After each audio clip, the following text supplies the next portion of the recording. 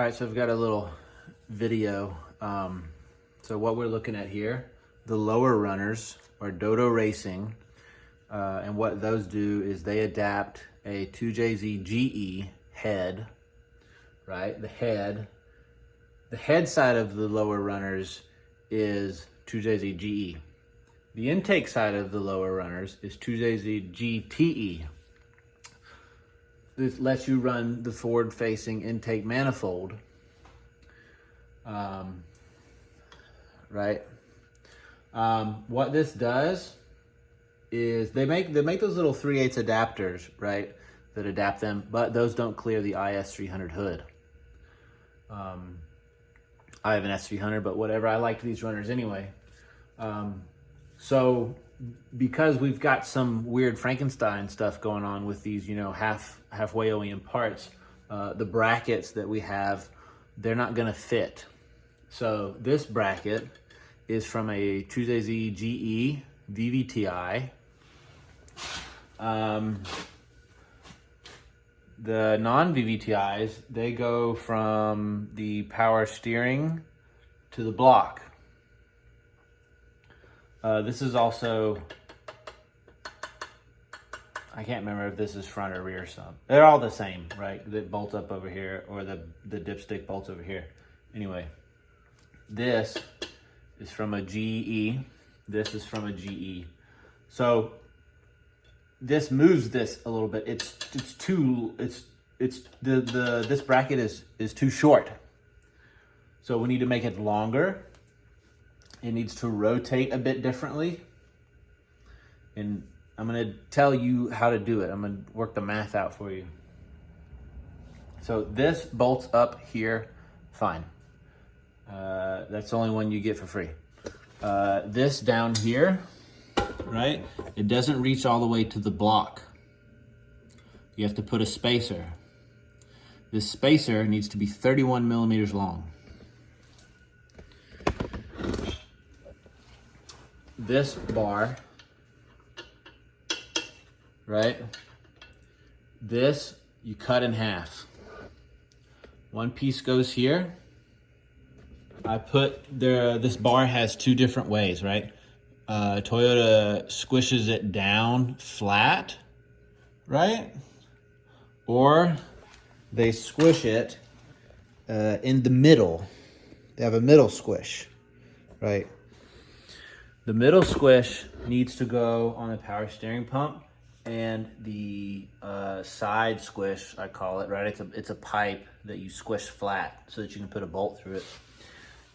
The side squish needs to go on the intake support bracket.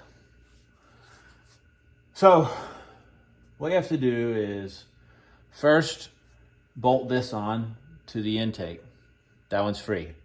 Then you have to grind some little spacer or collar that you can find at Home Depot. Here's one I had laying around, right? This is the other side. And I cut it to about 31 millimeters. Bolt this on fully. Bolt your power steering and AC pump on fully. This is supposed to support each other. So we don't want to put any torsion on these other parts such to make this fit. We need to modify this to fit the others. We want everything lined up and tension free as we can. So how you do it is cut this bar in half. Okay.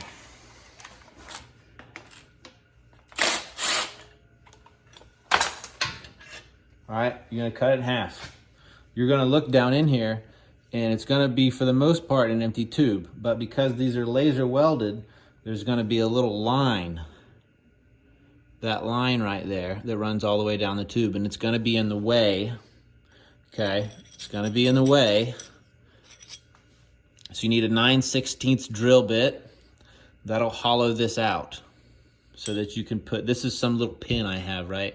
It just happens to fit in here really nicely. I can tell you what it is.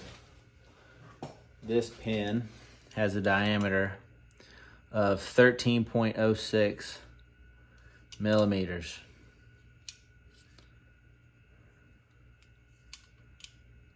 No. 13.95. Yeah, so this is a 9/16 pin. 9/16 is the same as 14 millimeters. So you need a 19/16 alignment dowel pin. You could probably find this on eBay or McMaster. It fits really nicely in there. If you can see, this has a little bend to it.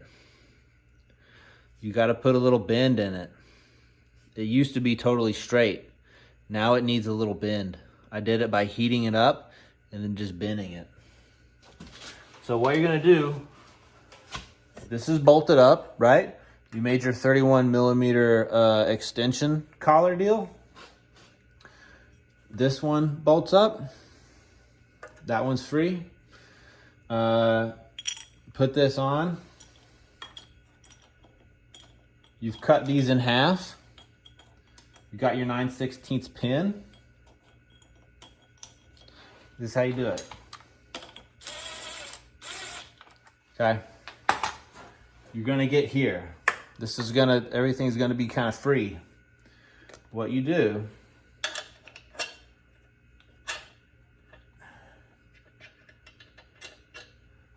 you keep bending this, and you can bend this tab a little bit.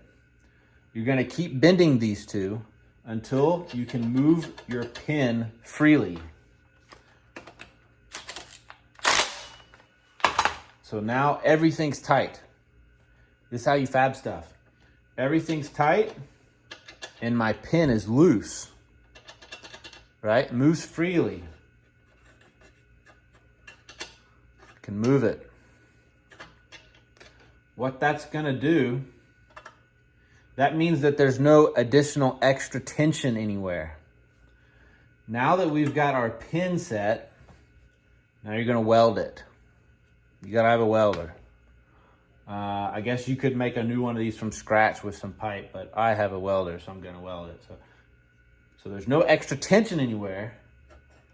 Now we'll come in and we'll weld it, and everything's gonna be braced against itself. There's no additional tension. It just has the extra load force. Now, why we need to do this? We need to do this because on the front-facing intake, right? This comes out this way, okay? On our non-turbo, it wraps all the way over the head and bolts right here. So it's got a really nice support system. We don't have that anymore.